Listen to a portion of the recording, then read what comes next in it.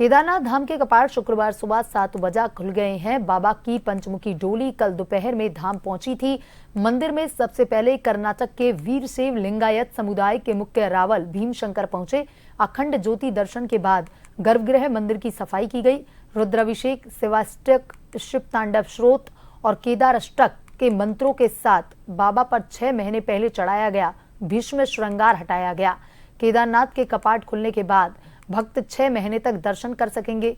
जून से अगस्त के बीच मौसम सही रहा तो इस बार 25 लाख से ज्यादा लोगों के केदारनाथ धाम पहुंचने का अनुमान है।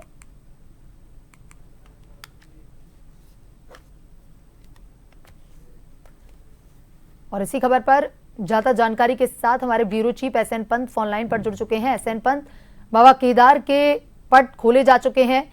सुबह 7 बजे भव्यता के साथ जहां हजारों की संख्या में श्रद्धालु बाबा केदार के दर्शनों के लिए, उनकी एक झलक पाने के लिए उत्साहित नजर आए। वहीं सीएम पुष्कर सिंह धामी भी इस पल का साक्षी बने, इस पल के गवाह बने।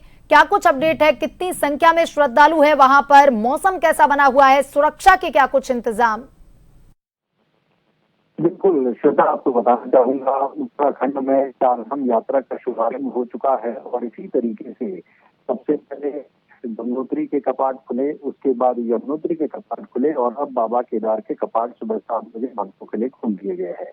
केदार धाम में जिस तरीके से 2 दिन पहले से जो नजारा लगातार अलग अलग टुकड़ियों में जो सेना के टुकड़ियां हैं उन्होंने पहले रेकी की थी। बाकायदा वहां पर जो काम करने वाली कार्यदायी संस्थाएं हैं उन्होंने अपने काम को मुकम्मल अंजाम तक पहुंचाया। साथ ही साथ सुरक्षा की पुख्ता इंतजाम किए गए। तीर्थ पुरोहित समाज ने भी पूरी तैयारी की थी। इस कड़ी में जो चल विग्रह डोली है वो देर शाम केदार धाम पहुंची थी और आज सुबह सबसे पहले केदार धाम के जो कपाट पूरे विधि विधान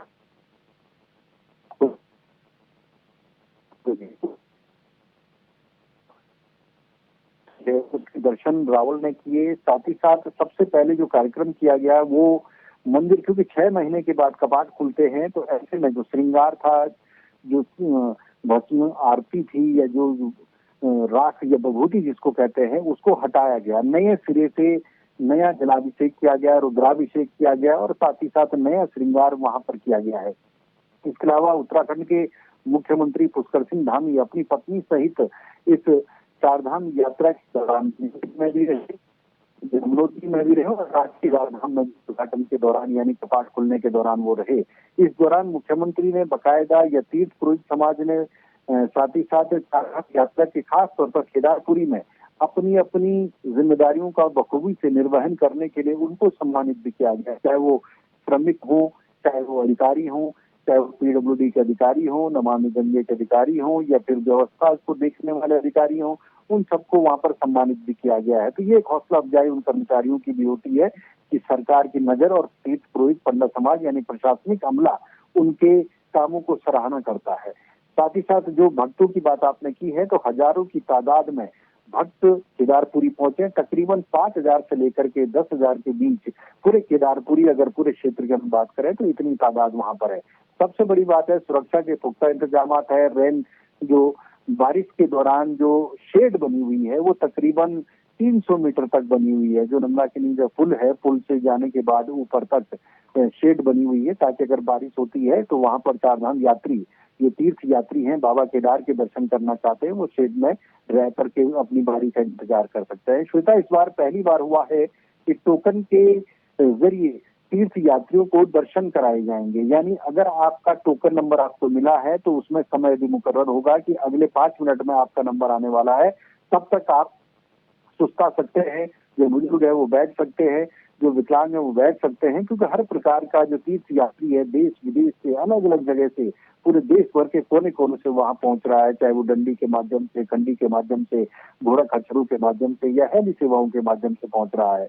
जैसे ही केदार धाम के घोड़ा पड़ाव में लोग पहुंचते हैं उसके बाद जब केदारनाथ के मंदिर के दर्शन होते हैं तो जो रास्ते भर की जो 22 किलोमीटर की जो ट्रैकिंग की थकान थी वो एकदम काफूर हो जाती है और चारों तरीके से जो चारों केदार धाम जो है उसके चारों ओर जो बर्फ की सफेद चादर है उसका विंगम दृश्य देखने के बाद जाहिर सी बात है कि पूरी थकान हट जाती है, मिट जाती है और बाबा के जयकारों में गुंजायमान हो जाते हैं। और इसी कड़ी में पूरी समय बाबा के नारों से गूंज रही है और पूरी व्यवस्था सुरक्षा चाक चौबंद है, रैन बसेरे हैं, तीर्थ पुरोहितों के आवास बन चुके हैं, यानी तमाम वो व्यवस्थाएं हो चुकी है। और खास बात यह है कि आपको याद होगा कि हिंदुस्तान के प्रधानमंत्री ने बकायदा जिस गुफा में उन्होंने साधना की थी, तपस्या की थी, उस गुफा में भी लोग देखने के लिए जा रहे हैं, यानी उत्सुकता है। और उसकी ब्रांडिंग भी उसके बाद ही हुई थी जब प्रधानमंत्री वहां पहुंचे थे। तो आप अंदाजा इस बात से भी लगा सकते हैं, जो भैरव का मंदिर है, जो कहा जाता है कि केदार धाम यानी भोले शिव के जो द्वारपाल होते हैं, जो रक्षक होते हैं, वो भैरवनाथ होते हैं और उनके अलग अलग अवतार होते हैं। सभी अवतार इस समय केदार धाम में मौजूद हैं और उनके जो बाबा भैरव का जो मंदिर है, वहां पर भी लोग दर्शनों के लिए जा रहे हैं। और कहीं ना कहीं इस पल को, इस घड़ी को वो जीना चाहते हैं बाबा केदार के चरणों में और अपनी मनचाही मुराद पाना चाहते हैं। क्योंकि इतनी कठिन तपस्या के बाद, तपस्या है ये, जब 22 किलोमीटर का ट्रैक आपको पार करना है और उसके बाद केदारपुरी के प्रांगण में जब आप खड़े हो जाते हैं तो आप सारी की सारी थकान आपकी दूर हो जाती है। और सामने जब मंदिर दिखता है, मंदिर के पीछे बाईं तरफ अगर आप देखेंगे तो बाईं तरफ बकायदा आदि गुरु शंकराचार्य की प्रतिमा स्थापित है। लोग वहां पर जाकर के दर्शन करते हैं कि आखिरकार केदार धाम को कैसे बनाया गया होगा, जिससे पांडवों के समय की पूरी जो रेखाएं हैं वो उद्घृत हो जाती हैं। उसके अलावा जो पीछे का अगर आप नजारा देखेंगे तो पीछे के नजारे में आपको जो भीमकाई, जिसको भीम शिला कहा जाता है, जिस पत्थर की वजह से कहा जाता है 2013 की आपदा के दरमियान केदारनाथ के भोलेनाथ के मंदिर को कोई नुकसान नहीं हुआ था। इस शिला ने पूरे पानी को दोनों तरफ डाइल्यूट कर दिया था जब आपदा और बाढ़ आई थी।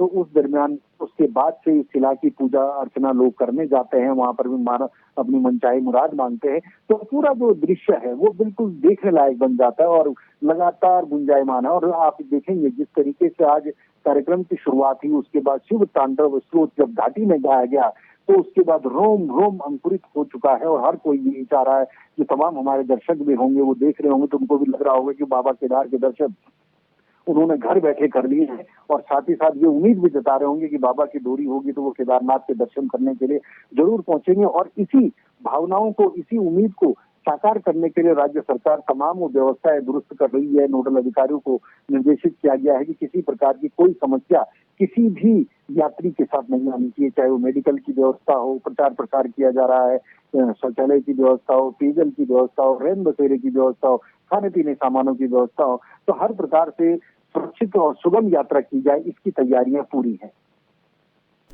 GSN पर तमाम जानकारी के लिए धन्यवाद।